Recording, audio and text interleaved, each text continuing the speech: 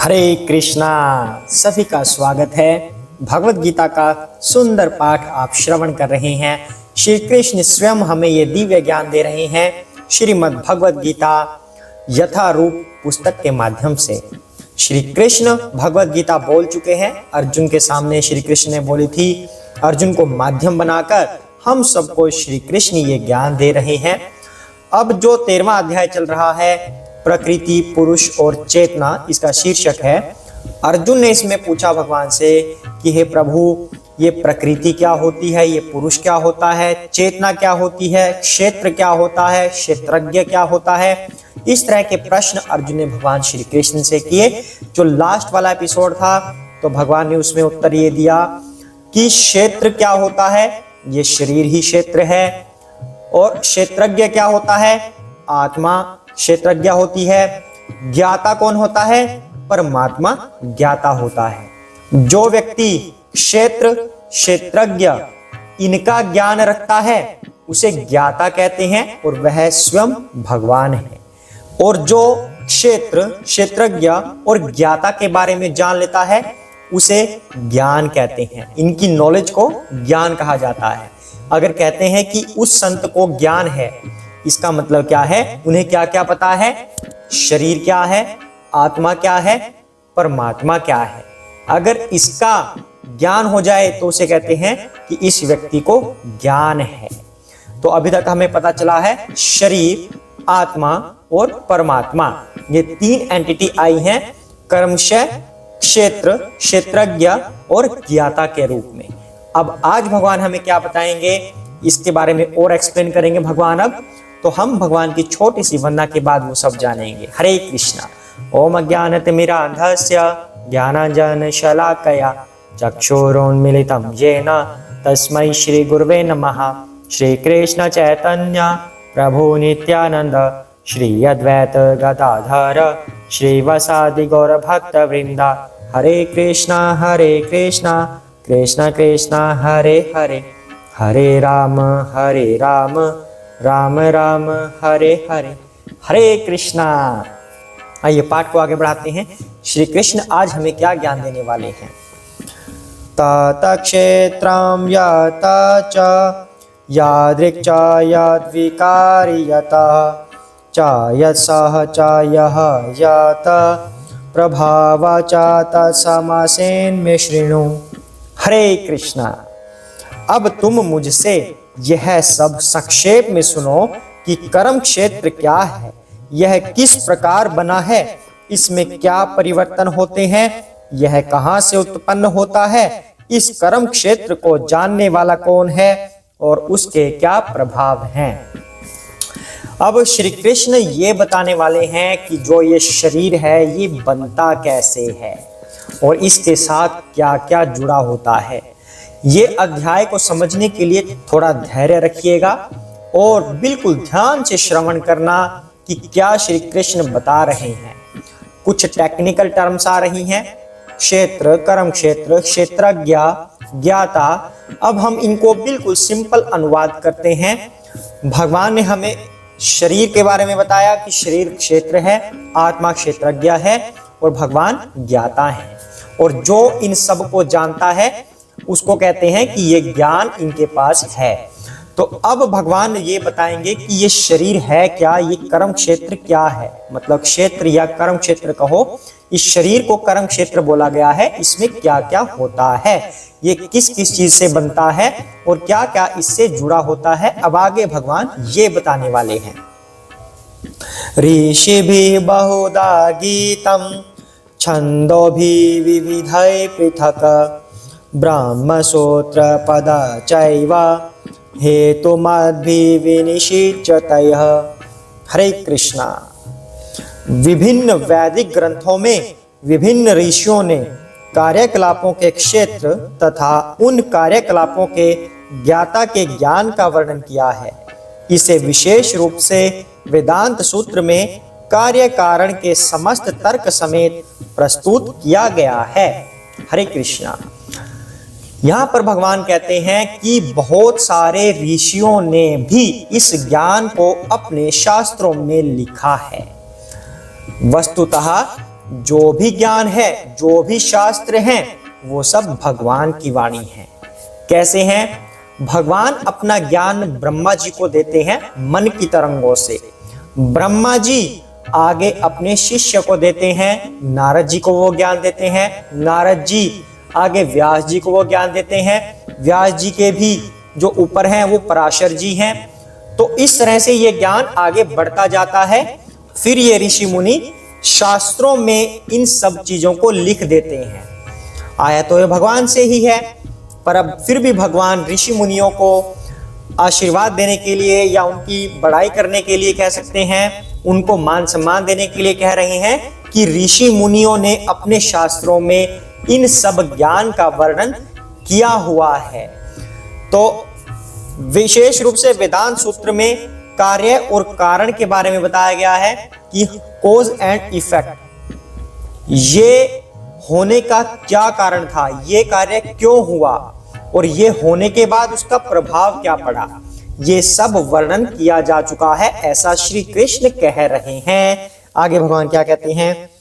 महाभूतानि अहंकारः बोधिया व्यक्तमेव च इंद्रियाणि दशेकं च पंच च इंद्रिया गोचरः इच्छा द्वेषः सुखं दुःखं संघातः चेतना धृतिः एतत् क्षेत्रं समासेन सविकारम् उदाहृतम्। हरे कृष्णा। पंच महाभूत अहंकार, बुद्धि, अव्यक्त तीनों गुणों की अप्रकट अवस्था, 10 इंद्रियां तथा मन, 5 इंद्रिय विषय, इच्छा, द्वेष, सुख दुख, संघात, जीवन के लक्षण तथा धैर्य, इन सब को संक्षेप में कर्म का क्षेत्र तथा उसकी अंतः क्रियाएं विकार कहा जाता है। हरे कृष्णा। भगवान ने यहाँ पर शरीर की रचना के बारे में वर्णन कर दिया। क्या इसको ऐसे पढ़ के कुछ पता नहीं लग रहा कि भगवान क्या बता रहे हैं? 5 एलिमेंट्स, पंच महाभूत। कौन कौन से 5 तत्व होते हैं? सबको पता है। पृथ्वी, अग्नि, वायु, जल, आकाश, 5 हो गए। तो ये 5 चीजों से मिलकर हमारा शरीर बनता है, ये सबको पता है। पर इसके अलावा भी भगवान और तत्व बता रहे हैं। इसके अलावा 19 तत्व और हैं जिससे हमारा शरीर बनता है, और टोटल मिला के ये 24 हो जाते हैं। 24 तत्वों से हमारा शरीर बनता है, और इन 24 तत्वों के शरीर के बाद उनसे कुछ चीजें जुड़ी होती हैं, वो सब भगवान इस श्लोक के माध्यम से बता रहे हैं। आइए बारी बारी से उन सबको समझते हैं। पंच महाभूत, 5 तत्व, यही वाले जो भी एक्सप्लेन हुआ है। अहंकार, अब अहंकार का मतलब क्या है? मैं हूं, मैं हूं। क्या हूं मैं? मैं तुम्हारा पिता हूं, मैं तुम्हारा मालिक हूं, ये बिजनेस मेरा है, ये कार मेरी है। ये सब क्या है? अहंकार है। मैं अमेरिकन हूं, मैं साउथ कोरियन हूं, मैं इंडिया का हूं, मैं जापान का हूं, मैं व्हाइट हूं, मैं ब्राउन हूं, मैं ब्लैक हूं। ये सब क्या है? ये सब अहंकार है। बैड अहंकार, बुरा अहंकार, मिथ्या अहंकार। क्योंकि मैं कुछ नहीं हूं, मैं सिर्फ भगवान का एक अंश हूं, भगवान का दास हूं। अगर हम बुरा अहंकार करते हैं तो वह क्या है? मिथ्या अहंकार। कभी कभी अच्छा अहंकार भी होता है, जैसे मैं प्रभु का दास हूं, मैं प्रभु का सेवक हूं, मैं ये शरीर नहीं हूं, मैं सिर्फ आत्मा हूं। ये भी एक अहंकार है, लेकिन ये आध्यात्मिक अहंकार है या सत्य अहंकार इसे कह सकते हैं। और ऐसा अहंकार होना भी आवश्यक है, क्योंकि ये ज्ञान वाला अहंकार है। इसमें ज्ञान छुपा हुआ है कि मैं भगवान का दास हूं, विनम्रता छिपी हुई है इसमें। तो ये ऐसा अहंकार है। बुद्धि, बुद्धि क्या है? हमारी सेंसेस जब कुछ डिसीजन लेती हैं, मुझे ये करना चाहिए या वो करना चाहिए, बुद्धि तत्व, ये तो आप जानते ही हैं बुद्धि के बारे में। अव्यक्त यानी कि जो प्रकृति के 3 गुण होते हैं, रजोगुण, तमोगुण, सतोगुण, जो ये 3 गुण होते हैं इन्हें कहते हैं अव्यक्त, यानी कि इनएक्टिव फॉर्म ऑफ नेचर। प्रकृति के 3 ऐसे गुण जो एक्टिव नहीं है, इनएक्टिव गुण इन्हें बोला जाता है। अव्यक्त इन्हें बोला जाता है। जो व्यक्त होता है उसे महतत्व बोलते हैं। उसकी एक्सप्लेनेशन बाद में आएगी जहां आवश्यकता पड़ेगी। यहां भगवान बता रहे हैं अव्यक्त मतलब 3 गुण ये हो गए। अब 10 इंद्रियां, 10 इंद्रियां कौन सी हो गई? 5 ज्ञानेंद्रियां, आंख, कान, नाक, जीभ, त्वचा, 5 ज्ञानेंद्रियां, 5 कर्म इंद्रियां। क्या क्या होगी कर्म इंद्रियां? वाणी, लिंग, गुदा, पैर, हाथ, ये होगी 5 कर्म इंद्रियां।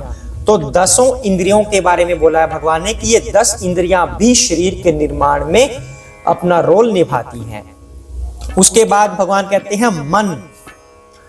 मन होता है इंद्रियों का स्वामी, तो इसे 11वीं इंद्री बोल सकते हैं। तो टोटल मिला के ये 11 इंद्रियां बन गई हैं। फिर 5 इंद्रिय विषय। इंद्रिय विषय क्या हो गए? हमारा रूप हो गया, हमारा सूंघना हो गया, हमारा क्या श्रवण करना हो गया, टेस्ट करना हो गया, यानी कि 5 इंद्रियों के विषय हो गए। जो ज्ञानेंद्रियां कहती हैं वो 5 विषय हो गए।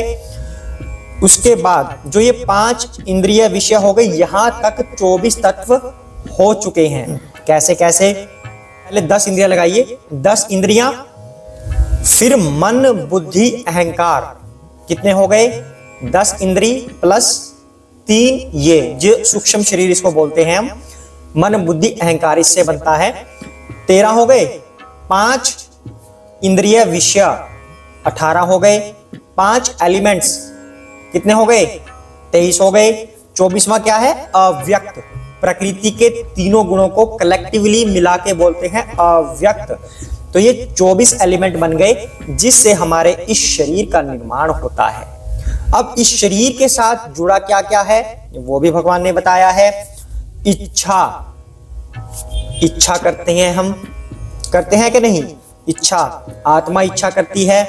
द्वेष, इच्छा पूरी नहीं होती और दूसरे की इच्छा पूरी हो रही हो तो उससे द्वेष करते हैं हम। हमारे इस शरीर के साथ, इन 24 तत्वों के साथ ये चीजें जुड़ी हुई हैं, जो क्रियाएं हैं, हमारे विकार हैं। इस 24 तत्वों के शरीर का विकार क्या क्या है? इच्छा, द्वेष, सुख, दुख, संघात, जीवन के लक्षण। जीवन के लक्षण कौन से हुए? ईटिंग, मीटिंग, स्लीपिंग, और जीवन को मेंटेन करने के लिए, स्ट्रगल करने के लिए जो जो हम करते हैं वो सब जीवन के लक्षण हो गए। ये मतलब खाना पीना, सोना, गलत क्रियाएं करना, सब कुछ ये जीवन के लक्षण हो गए। धैर्य, हम धैर्य भी रखते हैं। तो इन सब को संक्षेप में कर्म का क्षेत्र कहा जाता है। ये सब मिलकर मतलब 24 एलिमेंट शरीर के मिलकर और उनके जो विकार होते हैं, उनकी जो क्रियाएं होती हैं, उन सब को मिलाकर कर्म का क्षेत्र बनता है जो ये शरीर है। ये सब मिलाकर कर्म करते हैं। इच्छा, जब कोई इच्छा जागृत होगी तब हम अपनी इंद्रियों को कुछ कार्य में लगाएंगे कि हाथ से ये किया, आंखों से ये देखा, कानों से ये सुना। हम अच्छी चीजें श्रवण करते हैं या गंदी चीजें श्रवण करते हैं, वो हमारी इच्छा पर निर्भर है, मतलब हमारे विकार हैं। तो इस सब को मिलाकर, इस पूरी बॉडी को मिलाकर 24 तत्व प्लस उसके कार्य, इन सब को कलेक्टिवली बोलते हैं कर्म क्षेत्र। आत्मा और परमात्मा इससे अलग हैं, इस कर्म क्षेत्र में नहीं आते। तो जब भी आत्मा आती है तब उसके लिए इस शरीर का निर्माण होता है, इस 24 तत्वों वाले शरीर का निर्माण होता है और शरीर बढ़ता रहता है। आत्मा इस शरीर से पृथक है, सेम नहीं है। तो यहां तक भगवान ने हमें क्या बताया है? क्षेत्र के बारे में बताया है, कर्म क्षेत्र, क्षेत्रज्ञ के बारे में बताया है, जिसको ज्ञान होता है कर्म क्षेत्र का, यानी कि आत्मा। ज्ञाता कौन है? परमेश्वर है। और जो इनके बारे में नॉलेज रखता है उसे कहते हैं कि इस व्यक्ति को ज्ञान है। तो आज भगवान ने खोल के हमें बताया है कि ये शरीर कैसे बना है, ये कर्म क्षेत्र कैसे बना है। अब आगे बढ़ते जाएंगे और भगवान से सीखते जाएंगे। आज के लिए इतना ही करते हैं, सभी साथ में बोलें जय श्री कृष्ण चैतन्य प्रभु नित्यानंदा श्री अद्वैत गदाधर शिव सादि गौर भक्तवृंदा। हरे कृष्ण कृष्ण कृष्ण हरे हरे, हरे राम राम राम हरे हरे। हरे कृष्ण।